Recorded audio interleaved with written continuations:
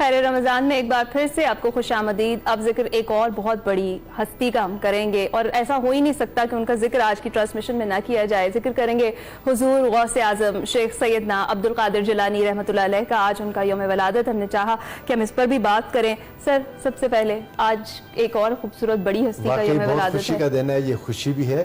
حضور سیدنا غوث اعظم رضی اللہ تعالیٰ عنہ عالم روحانیت کے وہ عظیم شہنشاہ ہیں کہ تمام اولیاء نے جن کے سامنے اپنی گردنیں جھکائی ہیں۔ حضور صلی عالم صلی اللہ علیہ وآلہ وسلم کا جو روحانی فیض حضور سیدنا مولا کائنات سے ہوتا ہوا، امام حسن مجتبی، امام حسین علیہ السلام سے آتا ہوا، ائمہ اہل بیت سے امام حسن عسکری تک، اس کے بعد غوثیت مآب کا یہ عظیم رتبہ حضرت امام مہدی کے آنے سے پہلے تک آپ کو عطا کر دیا گیا ائمہ اہل بیت کی وساطت سے۔ اس بات کو بڑے بڑے عظیم محدثین نے لکھا، آپ کی ولادت چونکہ مادرزاد ولی تھے، اللہ تعالیٰ نے آپ کے والدین بہت متقی اور پرہیزگار تھے، اتنی عظیم۔ آپ کو ایک اگر وقت اجازت دے تو ایک چھوٹا سا واقعہ سنا دوں گا آپ کے والد گرامی اور آپ کی والدہ مائدہ، تاکہ ہمارے ناظرین کو پتہ چلے کہ ایسے بیٹے مادرزاد ولی کیسے آتے ہیں۔ یہ آج دنیا اس پر کام کر رہی ہے کہ ماں باپ اگر محنت کریں تو ہر طرح کی اولاد، ہر سوچ والی، جس طرح کا آپ چاہتے ہیں بچے کو بنانا، وہ اس کی ولادت سے پہلے اس طرح کی محنت کر لیں تو اللہ تعالیٰ کام آسان کر دیتا ہے۔ آپ کے والد ماجد انتہائی متقی پرہیزگار سیدنا ابو صالح موسیٰ جنگی دوست رحمۃ اللہ تعالیٰ علیہ، آپ کو پانی میں بہتا ہوا ایک سیب نظر آیا، مجاہدہ کر رہے تھے، کافی بھوک لگی ہوئی تھی، وہ سیب اٹھا کر بے دھیانی میں کھا گئے۔ جب کھا چکے تو خیال آیا یہ پانی میں بہتا ہوا سیب آیا تھا، میں نے اس کے مالک سے اجازت نہیں لی، پوچھا نہیں، بغیر اجازت کے کھا گیا تو معلوم نہیں گرفت نہ ہو جائے قیامت کے دن۔ جوانی کی عمر ہے، عنفوان شباب، جس عمر میں انسان اس چیز کا سوچتا تک نہیں ہے۔ آپ کے والد گرامی کو پریشانی ہو گئی، دریا کے کنارے کنارے چلتے چلتے چلتے جب کافی چل چکے، ایک جگہ دیکھا ایک باغ ہے، اس کے درختوں کی کچھ ٹہنیاں دیوار سے باہر لٹک رہی ہیں اور پھل پانی میں گرتا ہے۔ آپ سمجھ گئے یہ اسی باغ والے کا ہے، اس کے پاس چلے گئے اور ان کو جا کر ملے اور جا کر باغ کے مالک سے کہا کہ ایسے میں نے غلطی سے آپ کا سیب کھا لیا، آپ مجھے معاف کر دیں۔ اب وہ جو سامنے شخص تھا اس نے دیکھ لیا کہ معافی مانگنے جو آیا ہے یہ کوئی چھوٹی بات نہیں ہے، میرے یہاں سیب گرتے ہیں، ہزاروں لوگ کھاتے ہیں، پرواہ کوئی نہیں کرتا، یہ نوجوان اس عمر میں اتنی بات کی پرواہ کر کے آ گیا۔ انہوں نے کہا ہاتھ سے جانے نہیں دینا، انہوں نے کہا نہیں معاف کروں گا، پہلے میرے ساتھ اتنے دن کام کرو، اتنے دن میرے باغ میں مزدوری کرو، پھر ایک اگلی شرط بتاؤں گا۔ وہ ان کے باغ میں لگے رہے تو وہ جو باغ کے مالک تھے ان کو دیکھتے رہے دیکھتے رہے دیکھتے رہے، ان کا تقوی، پرہیزگاری، عبادت، زہد، ورع، ان کے معاملات، ان کی ڈیلنگ، سارا کچھ دیکھا، ہر طرح سے مطمئن ہو گئے۔ تو پھر جب اگلی شرط کی باری آئی، آپ نے پوچھا حضور مجھے معاف کر دیں، مجھے اگلی شرط بتا دیں، میں نے اللہ کے حضور بہت ڈرتا ہوں مجھ سے سوال نہ ہو جائے۔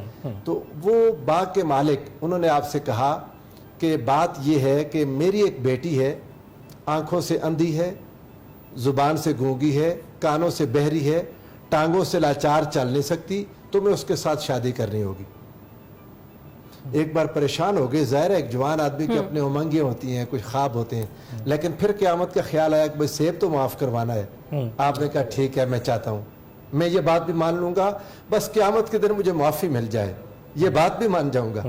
جب یہ بات مانی، نکاح آپ کا ہوا، آپ اپنے گھر میں جب گئے اس اپنی دلہن کو دیکھنے کے لیے، دیکھا تو انتہائی خوبصورت، حسین و جمیل اور پیاری اور صحت سلامتی کے ساتھ آپ کی دلہن بیٹھی ہے۔ آپ کمرے سے باہر نکل آئے، شاید غلطی ہو گئی، میری دلہن تو نابینا ہے، میری دلہن تو گونگی ہے، لاچار ہے، معذور ہے، تو واپس نکل آئے۔ آپ کے جو سسر، آپ کا نام شاہ جی جناب عبداللہ سومی رضی اللہ تعالیٰ عنہ، جو آپ کے اس باغ کے مالک تھے، وہ پیچھے کھڑے تھے۔ انہوں نے کہا نوجوان کیا ہوا بیٹا، کیا ہوا؟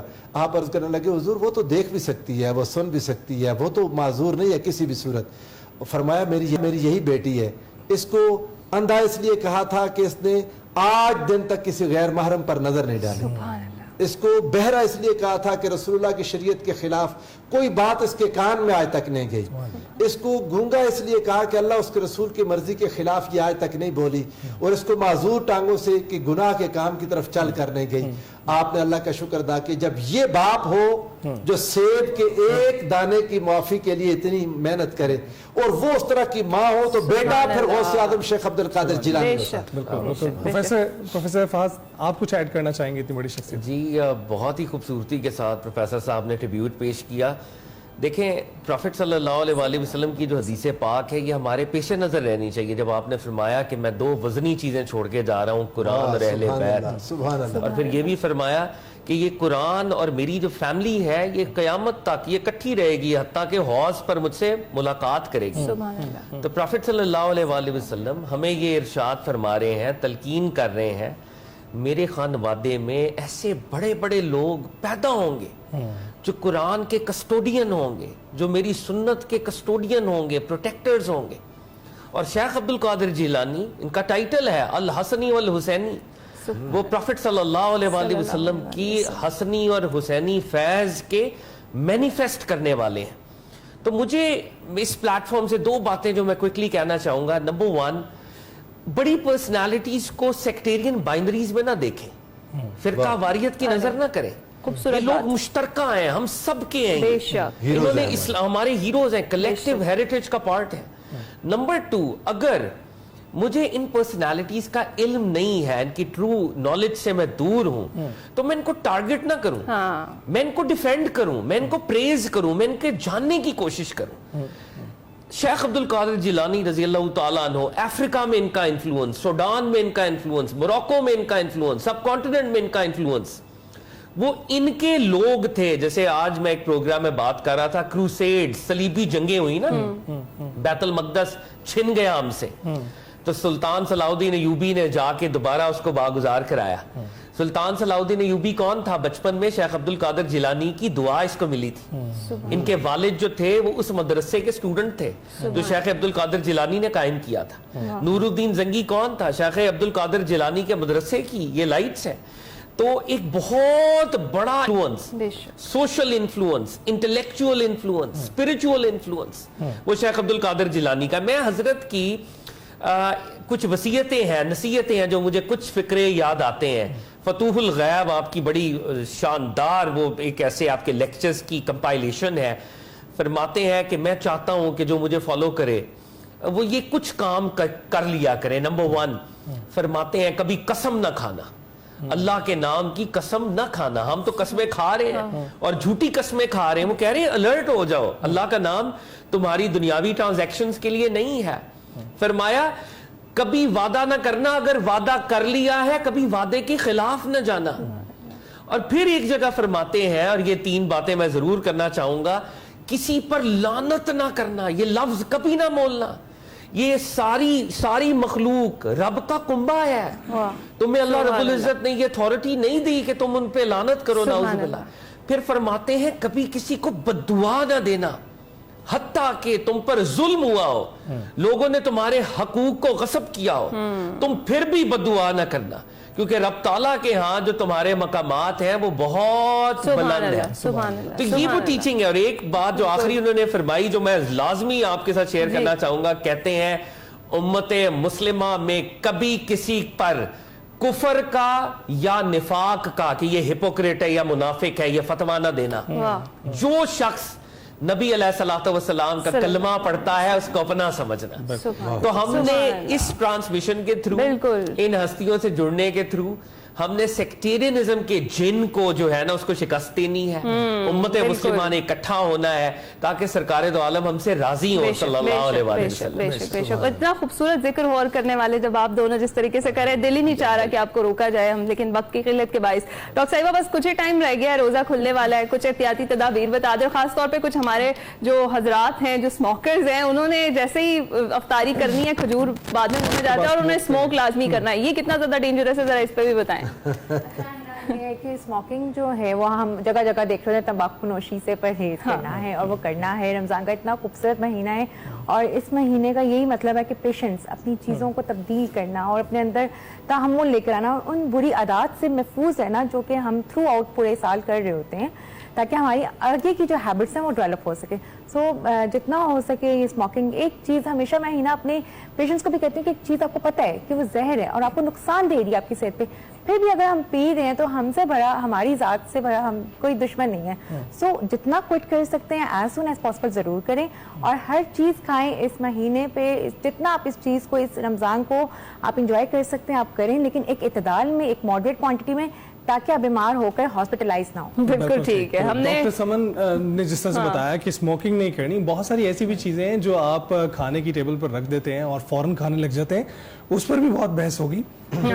ہم بریک کے بعد آپ کے جو سوالات آپ نے ہمیں بھیجے ہیں وہ ضرور پروفیسر صاحبان سے پوچھیں گے. ابھی بریک پر جانے سے پہلے میں چاہوں گی سر آج کے دن کے حوالے سے کوئی ایک ایک پیغام اگر آپ دونوں دینا چاہیں. میرا پیغام یہ ہے کہ وقت افطار کبھی برباد نہ کریں. افطاری کا وقت اللہ کے حضور, اس کے ذکر میں, اس کی یاد میں کچھ وقت ایسا لیں. اس لمحے میں رب ذوالجلال اپنے بندوں پر فخر کرتا ہے, اپنے ملائکہ سے کہتا ہے اس نے اپنا کھانا پینا میرے لیے چھوڑا ہے. انہو ترکہ طعامہ من اجلی, انہو ترک طعامہ من اجلی, اس نے اپنا کھانا میری خاطر چھوڑا. وشرابہ من اجلی, اس نے اپنا پینا میری خاطر چھوڑا. سامنے کھانے پینے کی چیزیں لائن میں لگی ہیں, مگر ہاتھ نہیں بڑھاتا کہ میرے مالک کی اجازت ہو تو کھاؤں گا, بغیر اجازت کے نہیں کھاؤں گا. رب ذوالجلال کی اجازت کا جس طرح خیال یہاں رکھ رہے ہیں, اسے اپنی زندگی کا معمول بنا لیں. دیکھیں آپ دیکھیں, خراش آپ کے گلے میں بھی آنے لگ گئی ہے, میرے گلے میں بھی آ رہی ہے, کیونکہ افطار کا وقت آنے لگا ہے, تو ہم شاید سوچ رہے ہیں کہ افطاری ہونے والی ہے. تو پروفیسر صاحب, ابھی لاہور والوں کے لیے ہے, ابھی کراچی والوں کے لیے اپنے اوقات میں کرنا, ہم لاہور میں ہی ہیں. لیکن پروفیسر فہد آپ کی جانب سے کوئی پیغام؟ جی میں یہ کہوں گا کہ روزے کے اندر یہ ایک آپ کی انڈیویجول جرنی ہے. قرآن میں اللہ رب العزت نے جیسے فرمایا ایام معدودات, گنتی کے چند روز ہیں. یہ جو ٹریجر اللہ نے آپ کو دے دیا ہے, جو خزانہ آپ کو دے دیا ہے, جو جنت کے دروازے کھول دیے ہیں, اس اپرچونٹی کو ویسٹ نہیں ہونا چاہیے. یہ اپرچونٹی جب مل گئی ہے تو make sure to make the best use out of this opportunity. اور یہ میں اپنے لیے بھی پیغام دے رہا ہوں اور سارے ویورز کے لیے بھی یہی پیغام ہے. بڑی گولڈن اپرچونٹی ہے, اس گولڈن اپرچونٹی کو ہاتھ سے جانے نہ دیجیے گا. سرکار دو عالم صلی اللہ علیہ وآلہ وسلم کی ایک حدیث بھی ہے, انہوں نے سماعت کیا اور وعید ہو رہی تھی تو آمین کہا, تو لوگوں نے پوچھا یا رسول اللہ آپ نے آمین یہ 3 دفعہ کیوں کہا؟ تو اس میں سے ایک دفعہ آقا نے آمین تب کہا تھا کہ وہ بندہ جس کو رمضان کے روزے ملے اور وہ اپنی بخشش کا سامان نہ کر سکے تو وہ بڑا ہی بدقسمت ہے. تو رب العزت کی طرف سے ایک خوش قسمتی ہے ہمارے لیے, اس اپرچونٹی کو پکڑ کے رکھیں, اور دس از اے گولڈن اپرچونٹی. ڈاکٹر صاحبہ آپ کا میسج بڑا امپورٹنٹ ہے آج, خاص طور پہ پہلا روزہ, ذرا آج سے پلے باندھ لے چیزیں بہت ساری لوگ, تو وہ اچھا ہو جائے گا. اچھا ہینا, اس میں سب سے پہلے یہ ہے کہ سحری کو بالکل اسکپ نہ کریں, سحری ضرور کریں, ماڈریٹ کوانٹٹی میں ہر کچھ کھائیں, اعتدال میں کھائیں. اعتدال میں کھائی ہوئی چیز کبھی بھی آپ کو نقصان نہیں دیں گی. پریفر کریں گھر کا کھائیں. سولٹ انٹیک, نمک اور چینی, ان سے تھوڑا سا اوائڈ کریں. افطاری کی بات آتی ہے تو اس میں تھوڑا سا ہاتھ کو کنٹرول کریں. کھانا سب کچھ ہے ایک لمیٹڈ اماؤنٹ میں, چکنائی والی چیزوں سے اوائڈ کریں. فروٹ سیلڈ, فوڈز, یہ اللہ تعالیٰ کی تمام اس موسم کی ہمارے پاس تمام پھل سبزیاں سب سے بڑی نعمت ہے, اس کا انٹیک زیادہ کریں. اور ڈائریکٹ نماز کی بریک کے بعد جب آپ لاتے ہیں مغرب کے بعد, تو ڈائریکٹ روٹی سالن جو ہمارے گھر کی کھانا ہے اس کو پریفر کریں. بالکل ٹھیک. ویسے تو ابھی افطار کا وقت ہونے لگا ہے, تو پروفیسر صاحبان کوئکلی ذرا بتائیے کہ سحری میں کیا کھایا تھا آپ نے؟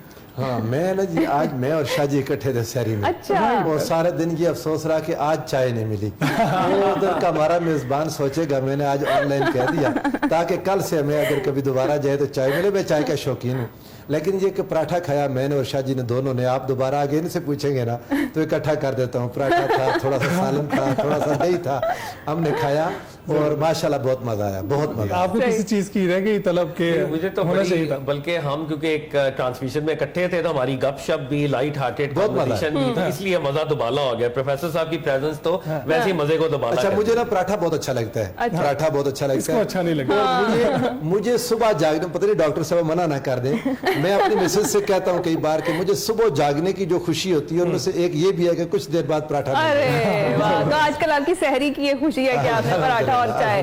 چلے جی, ابھی جناب تھوڑا سا ہی وقت رہ گیا. ہم نے آپ کو بتا دیا کہ احتیاط سے آپ نے روزہ کھولنا ہے, اور روزہ کھولنے سے قبل جو ایک دعا ہوتی ہے خاص والی, اس میں آپ نے ہمیں ضرور یاد رکھنا ہے, تمام امت مسلمہ کو آپ نے یاد رکھنا ہے, پاکستان کے لیے آپ نے خاص طور پر دعا ضرور کرنی ہے. اور جس طرح سے ڈاکٹر صاحبہ نے کہا ذرا اعتدال سے کھائیے گا, کھائیے گا سب کچھ لیکن تھوڑا تھوڑا کھائیے گا. ہم ذرا بریک پر جاتے ہیں, کچھ دیر میں واپس آئیں گے. ابھی